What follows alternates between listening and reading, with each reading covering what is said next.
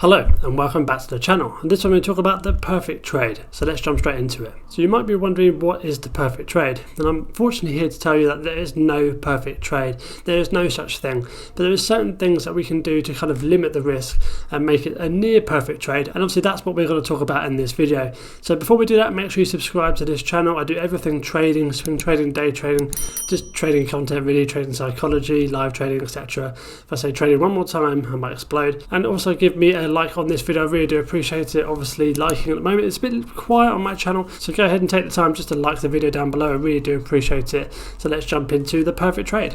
So step number one of having a perfect trade is always setting your stop loss, your target, and have a really good entry. So obviously when you say really good entry, you can only be as good as what you can kind of get ready for. But having all of these three things lined up, ready to go, is the way to trade, and it just limits your risk going forward within the trade.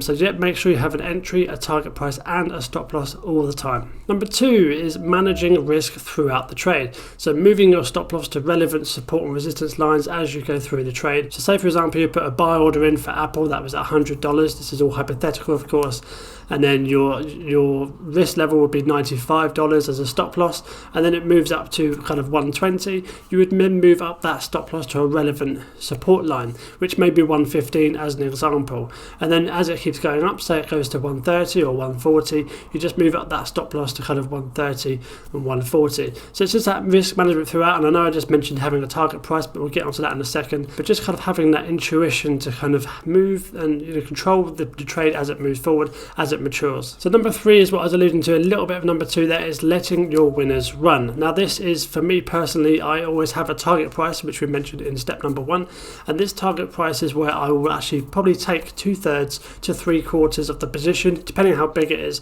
depending on what kind of the asset is or how much I've put in terms of I like round numbers, so say I put 100 shares and I would take probably 75 just because it looks better, rather than 2/3 of that would be 66. It just doesn't sit well with me personally, but that's me being a little bit awkward with my trading. But yeah, back to the main point, it is just letting your winners run. So once you've taken that 2/3 or 3/4, in my case of course, then you just let that last third, that last quarter run to the next target price and on and beyond. Basically let the momentum carry that through and just give you that little bit of extra profits, and that's just letting your winners run, and that's how you're going to grow your account to just basically large amounts. And obviously that kind of ties in with number two as well, which is managing risk throughout, and it kind of works together. So if you're managing that risk by moving that stop loss and then having that target price, yes, you've taken 2/3, 3/4, etc., let that one run, but you can also move the stop loss up behind that last runner as well. I hope that makes sense. So number four is don't get emotional.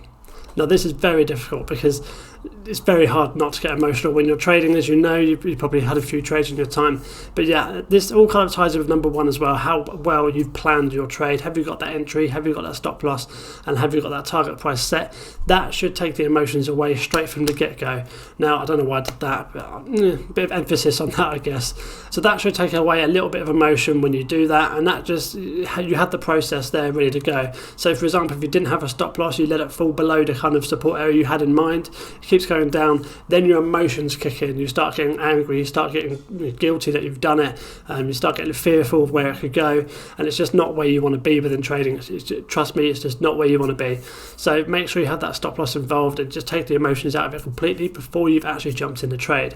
And if it does trigger the stop loss and you do lose the trade, that's trading. You accept it, you take the loss, and you move on to the next trade, and you do your research into the next perfect trade. So just to recap on this video, there's 4 different points for this one. Having a plan going into the trade, managing the risk throughout that trade, and obviously letting your winners run when they do run, and obviously don't get emotional. So all of these things you should be writing down, just having these points in front of you may just kick it into gear, maybe your trading plan, etc.